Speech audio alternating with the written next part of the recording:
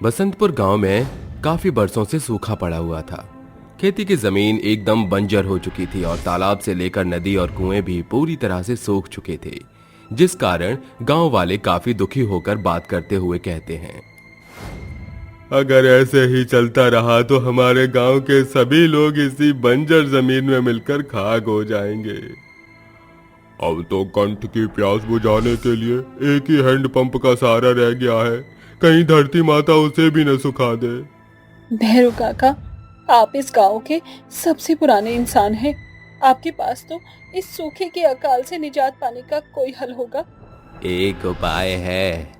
हम अपने गांव की जमीन पर इंद्र यज्ञ करते हैं। क्या पता इंद्रदेव प्रसन्न होकर बसंतपुर गांव पर मेघ बरसा दें।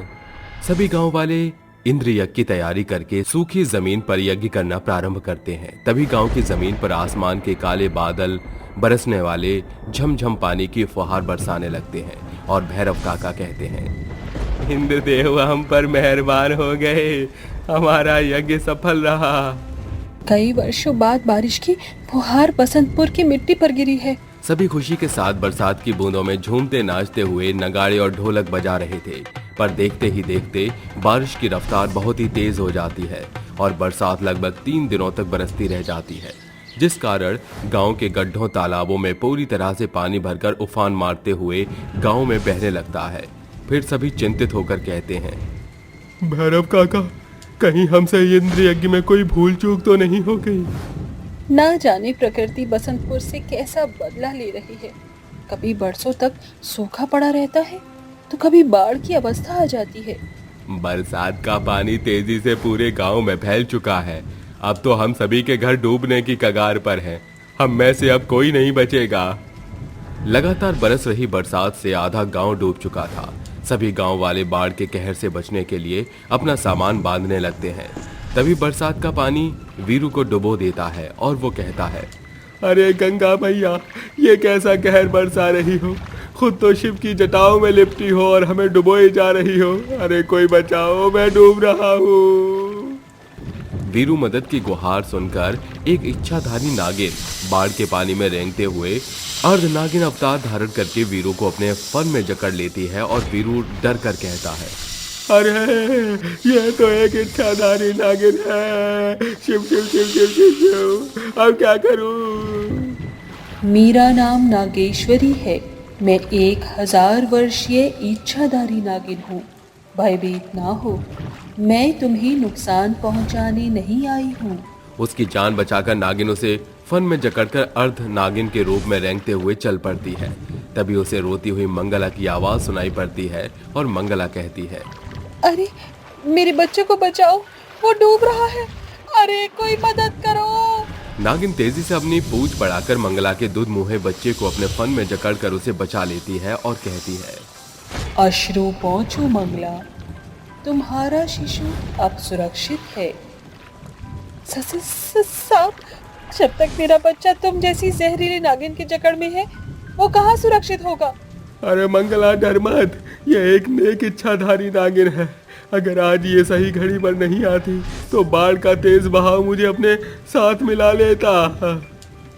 फिर इच्छाधारी नागिन एक एक करके सभी गांव वालों का जीवन सुरक्षित तरह से बचा लेती है और बाढ़ के पानी के बीचों बीच विशाल आकार धारण करके कहती है, ओम नमः शिवाय, ओम नमः शिवाय।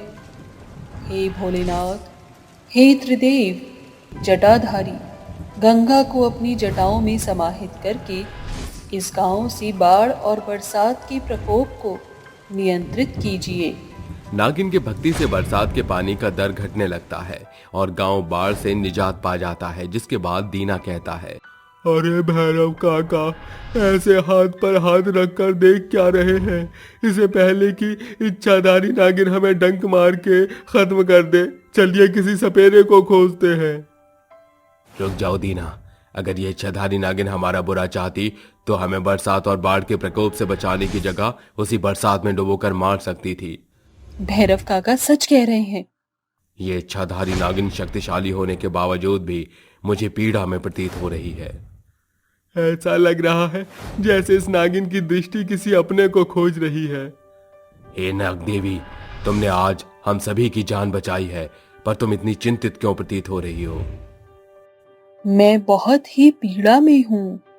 अश्लेषा नागलोक में रहने वाली इच्छाधारी नागिन थी।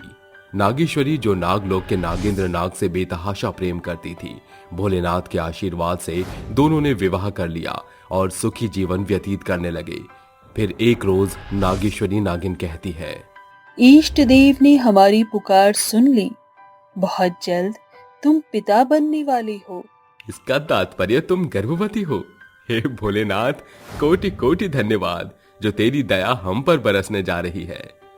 समय बीतता चला जाता है और नागेश्वरी नागिन की गर्भावस्था का आखिरी महीना अपनी चरम सीमा पर होता है, जिसके बाद उसे पुत्र की प्राप्ति होती है। नागलोक में आनंद मनाया जाता है।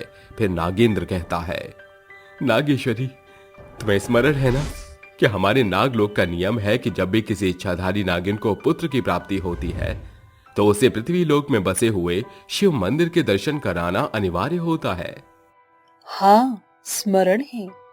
मेरे संतान को इष्ट देव का आशीर्वाद दिलाने के लिए पृथ्वी लोक जाऊंगी। माता पिता बने नाग और नागिन अपने पुत्र के साथ शुक्ल पक्ष की पूर्णिमा की रात पृथ्वी लोक में आकर शिव मंदिर के दर्शन करते हैं और जंगल के रास्ते नागलोक की तरफ बढ़ रहे होते हैं।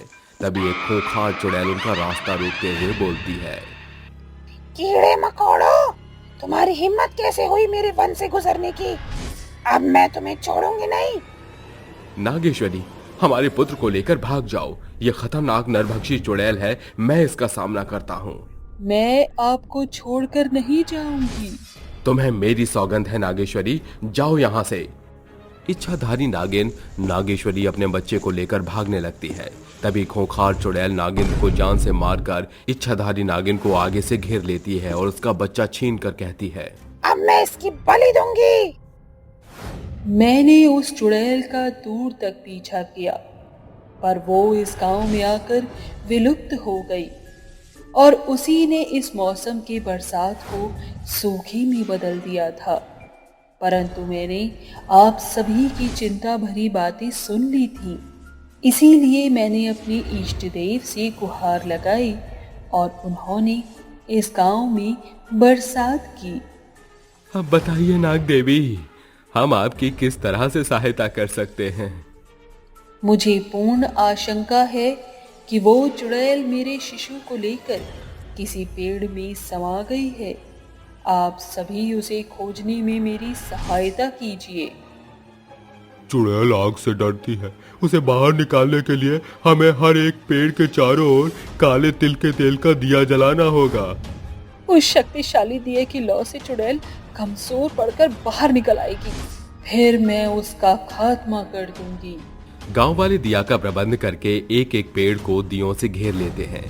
तभी एक सूखे बंजर पेड़ से चुड़ैल नागिन के बच्चे को बाहर निकालती है और नागिन उसे अपने फन में जकड़ कर कहती है, मैं तुझे मौत देकर अपने पति की मृत्यु और अपने बेटे के हर एक सिसकियों का हिसाब चुकता करूंगी।